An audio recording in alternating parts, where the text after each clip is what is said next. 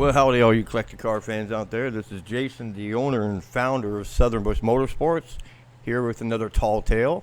This one's a tall tale, but it's also a question and answer session. So I'm calling this one, would you save it or not to save it? This right here was a 69, I think it was, GTX convertible. The guy that owned this car, he had that car in high school. He covered it for years and just kind of got tired of covering it. And he just let it sit, and as you can see, it just sat and rot. So we're going to go over these pictures together and see, would you save this? Now, let's keep in mind, I'm talking about 60 grand worth of parts and labor to do it. It was a numbers matching car, completely untouched, and but it was rough. It was definitely rough. I mean, I think that was a North Carolina car. It got rained on, snowed on, everything. But you also have to keep in mind that they only made so many of these cars. So where's the line? Where's the line where you say, no, that can't be saved, or no, it's going to cost too much money to even bother trying to save the darn thing? I'll give you my answer, what I think at the end of it. But to me, knowing in the back of my mind that they only made so many of these cars, and they definitely didn't make a lot of these GTX convertibles, I don't know. Tough call, but let's wait until we see some of the interior pictures. This wasn't a super highly optioned convertible GTX, but what can be said. They only made so many of them. That was a Cornet that was sitting out there. The car was pretty straight, pretty solid. I was surprised it was actually just sitting out in the open like that. But here's that GTX. You can tell the wheel wells are all rotted out. Obviously in the inner and outer quarters. You're talking about a lot of money right there. Whole car's obviously going to have to come apart.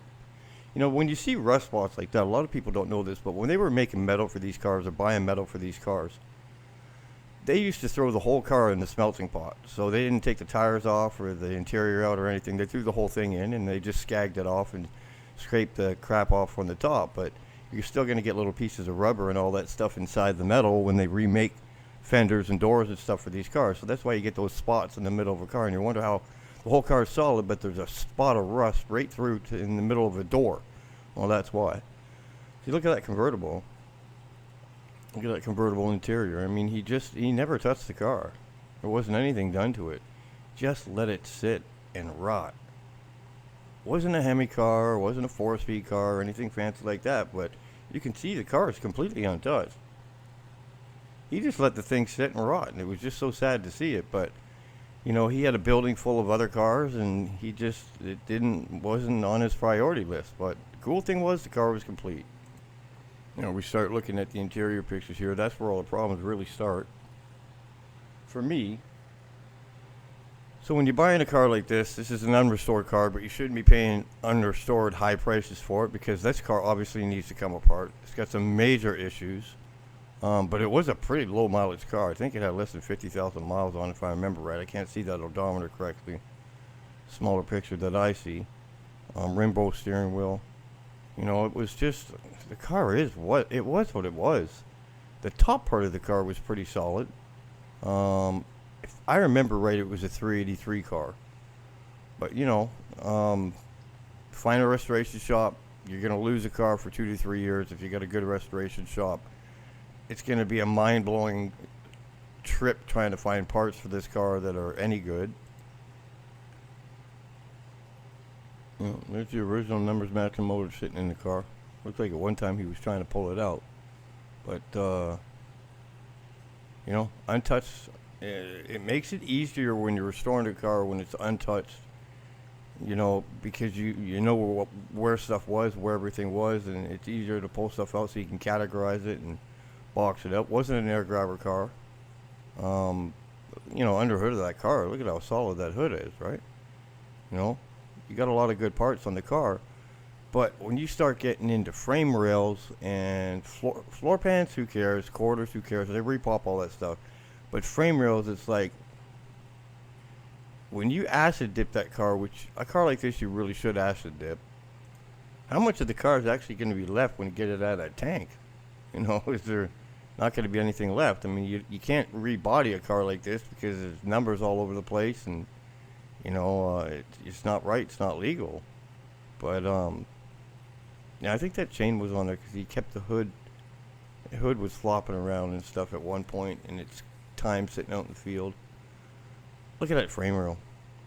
Just sad. Because it leaked through the trunk. The frame rail rotted from the top down.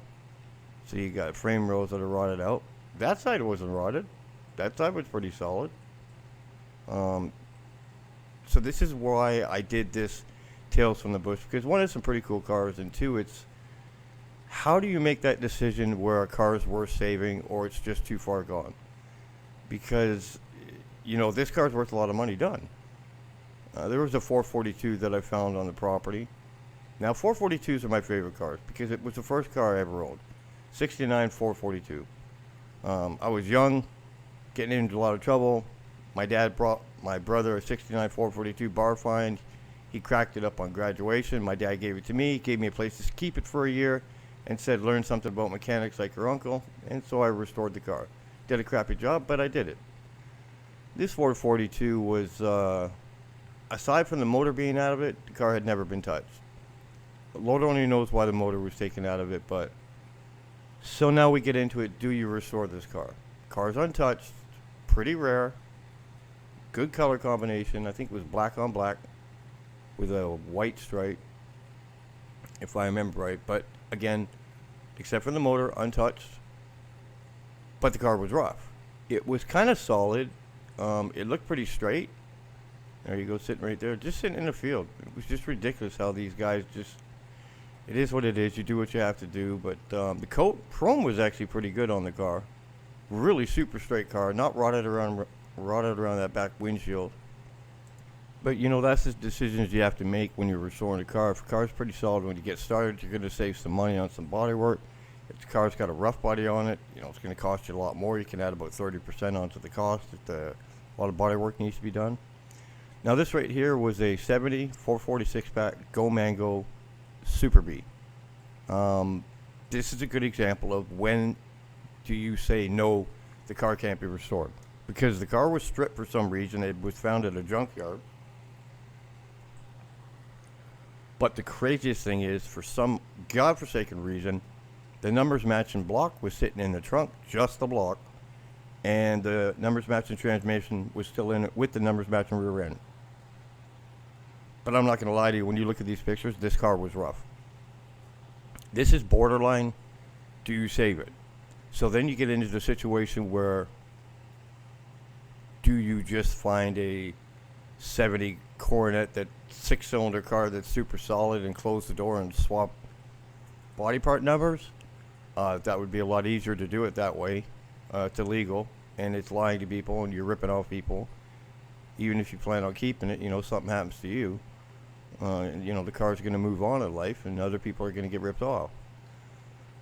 But it was so hard to deal with this car because there were so many spots that were good, so many spots that were rough. There was really, you know, some frame rail pieces. It's like, God, do I really fix this car? I took the pictures of this car. I found this car. I documented this car. Even with how rough this car is, and even though that I had a 70 Coronet 318 car, which is super solid body sitting right beside it, personally, I'm saving the car. Because they don't make any of these. And the Go Mango color was a great color. The white Super B stripe was a great combination. I believe it had the white interior. If I remember right, it had a white interior. And personally, I'm saving it. You can see the floor pans were rotted out. It looks rough, but the structure of the car was still okay. It is going to be a lot of work. There's no question about it. But when it's all said and done, that would be a killer car. Look at that roof, was a little rough on it too. Actually, it looks like it was a vinyl top car, white vinyl top car. But a lot of the work had been done. The rotted sheet metal had been taken out of it. It looked like it was about ready to start body work and sheet panel replacement. That spot right there, that is a tough one to fix. That's a whole quarter. Just because that spot, so even if the rest of the quarter panel is good, you're replacing that whole quarter panel. Now, that was the 318 Coronet body, and you can tell that is super solid. That saves a lot of problems, but you gotta illegally look at those quarters. Perfect, straight. But you gotta do what you're not supposed to do. Cut body panel numbers off the cool car and put them on and make the 318 car part of it all. There was all kinds of parts and stuff he had tried to restore the car. He had kept everything. Stuff he had taken off the car, he saved over the years.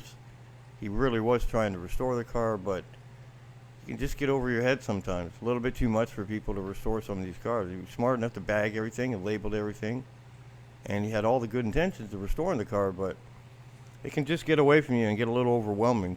These professional restoration shops, it's nothing to them.